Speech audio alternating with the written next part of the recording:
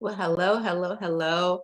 This is our time for prayer. I'm excited about being here. Not sure who is going to be joining in today. I'm excited. We have been praying now. 2 full weeks have gone by.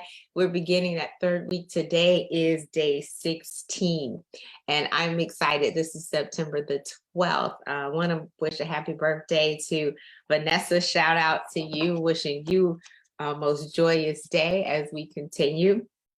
But for those that are joining me today, it is truly my privilege and my pleasure to take this moment in the middle of the day to say thank you to God, to communicate with Him. And that's what prayer really is. It's just our communicating with the Lord. He wants relationship with us. And so as we focus on some of the promises that He has, or the times that He's answered prayer, or the times when we haven't even said a word and yet He's heard us, that's important for us to know that God is always watching. So today, we're going to be in Genesis, the 30th chapter, the 17th and the 18th verse. The Bible says, God listened to Leah, and she conceived and bore Jacob a fifth son. In verse 18, Leah said, God has rewarded me for giving my slave to my husband, and she named him Issachar. We're not going to concentrate on the fact that back in those times, they did have their maidservants be able to sleep with their spouses. I know today we would be shunning that for sure. And in many instances, we also have to recognize that that was not God's original plan, that they would have a multitude of wives. But our focus is on the fact that God listens. God listened to Leah. There's a difference in just hearing someone and actually listening. If you hear them, that means that you have the auditory sound, or you hear the sound of their voices. But when you hear them, when you hear them, you just have the auditory sounds of their voices. But when you listen, you're listening intently to understand, to see them as they are through the words that they are speaking. God listened. If you recall that Leah was unloved by Jacob initially, because that was not his first choice, but he was tricked into marrying Leah. And so she's constantly at this point trying to get honor from her husband. She wants to be represented. And just prior to this, she trades some mandrakes that her son has brought back to Rachel in order to be able to spend the night with her husband. We could go into detail there, but we're here focusing on praying. We're praying to God, focusing on the fact that He listens to us intimately. He knows exactly what we're saying. But in addition to that, and I put these two together, He rewards us. There's always a harvest that is coming, and that is good news. So let's go ahead and bow. We might not see it today. We might not see the manifestation tomorrow, but it shall surely come to pass an answer to our prayers. So let's bow. Most gracious and heavenly Father God, we thank you. We thank you for the time that we get to spend with you. We thank you for the early morning rising and the late prayers in the evening. And we thank you for the prayers throughout the day. At this time, God, we have committed to just be in your presence.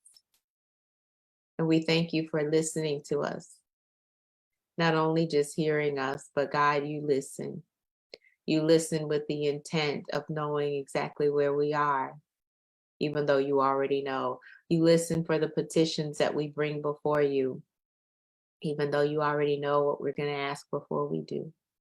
You see us. You appreciate us. We're heard by you. And we can't ask for more than that. Thank you for being a good, good Father. Thank you for knowing us intimately and searching us. So we come today, God, thanking you not only for listening, but asking that you listen to our hearts, those secret prayers that we have never prayed, those things that have never come out of our mouths, those things, Lord, that are in the deep recesses of our minds.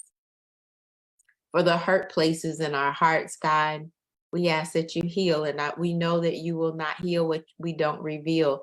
So help us to be authentic and reveal those pains, when people disappointed us, when our ego got in the way, when we felt we were entitled, when we had an idea of what the agreement should be and we never spoke it, and they disappointed us, they hurt us, they betrayed us, they denied us, they turned us away, they treated us ugly, whatever they did, Lord, that really put a scar on our hearts. We ask that you listen to the beat of our heart and see the scar. In our minds, Lord, for those people who have pushed us down and told us we couldn't and held us back and brainwashed us into believing that we couldn't when we really could. Those that were jealous, those that were envious, those that had it out for us, those that just didn't like the way we looked.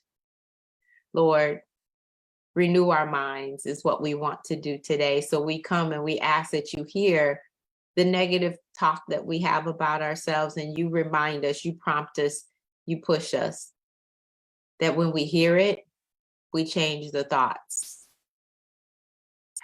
and we don't say it ever again. So we ask from our mind to our heart, but also, Lord, we ask for our walk, the things that we have done. You said that you will know the tree by the fruit that it bears. Lord, we want to have good fruit. We want to have a multiplicity of fruit. We want you to be pleased with our fruit. If our fruit is bruised, Lord, change it.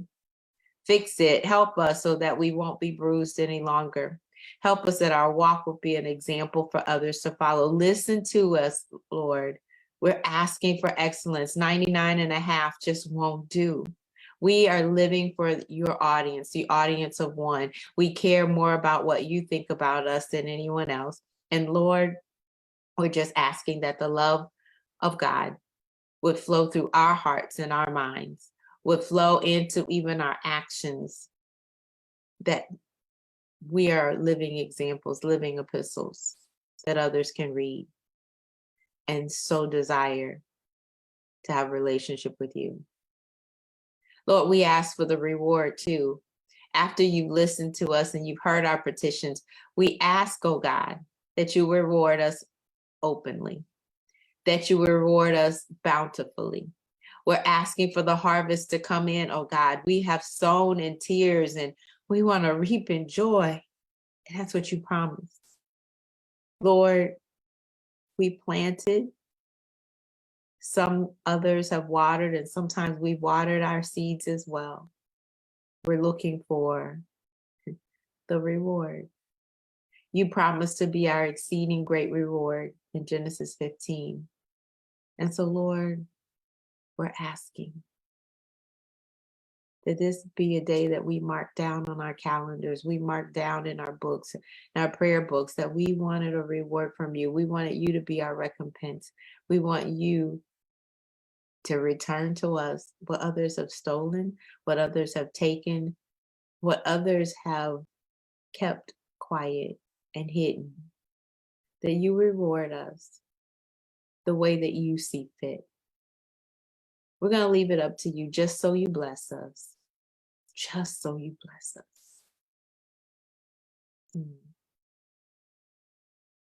As we lay our friends to rest, Lord, we thank you for life, health, and strength that we want to be able to do with this life that you have given us. Everything that you want us to accomplish this day. As we celebrate birthdays, we thank you for yet another year. And we pray, God, that the purpose and the plan that you have for us has been fulfilled in that year. But Lord, we also look forward to what you have in front of us. Remind us to see the collateral beauty. Remind us to be connected one with the other. Remind us, oh God, that as you listen to us, we also ought to listen to others. And as you reward us, we ought to also reward those in our circle. To whom honor is due, help us to give honor. We'll thank you, Lord. We'll praise your name forever and evermore. You are a good, good Father. We ask all these blessings in Jesus' wonderful name. Amen. Well, God bless you, each and every one. I thank you for being here with me as we are praying. I thank you for the time that I've had a chance to spend in the Word, seeing where there have been prayers that may not even be mentioned. And I see you there, Lynette. Sometimes the Bible says God heard their cries, but you didn't hear what the cry said. So we know it was a prayer that did go up. So for today, we're looking for the reward, but we're also looking for him to listen to us, whether it be for our children, whether it be for our spouses, whether it be for our coworkers, whether it be for our friends. I thank you for spending this time with me as we continue to look to God and communicate with him. It's in Jesus' name that we do pray. God bless you. Have a fantastic rest of your day. And I'll see you tomorrow with a prayer challenge. Bye for now.